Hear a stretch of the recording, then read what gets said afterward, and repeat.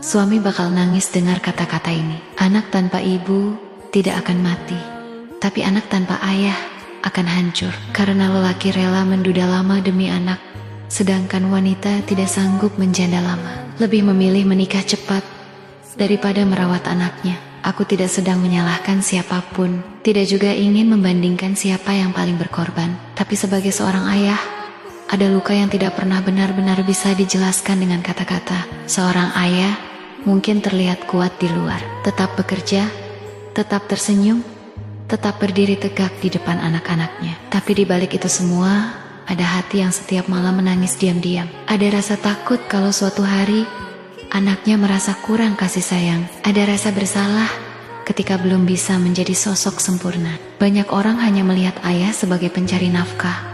Padahal lebih dari itu, ayah juga manusia yang lelah. Manusia yang ingin dipeluk. Manusia yang kadang ingin menyerah, tapi tidak punya pilihan karena ada anak yang harus dia perjuangkan. Ayah yang memilih bertahan sendiri, bukan karena dia tidak bisa mencari pengganti, tapi karena hatinya terlalu sibuk memikirkan masa depan anak-anaknya. Dia takut jika hadir orang baru, justru membuat anaknya merasa asing di rumahnya sendiri. Maka dia memilih memendam sepi, menelan rindu, dan hidup dengan kesendirian demi anak tetap merasa utuh. Tidak ada ayah yang rela melihat anaknya kehilangan arah. Karena itu, walau tubuhnya capek pulang kerja, dia tetap berusaha jadi tempat pulang terbaik. Walau hatinya hancur, dia tetap belajar tersenyum agar anak-anaknya tidak ikut sedih.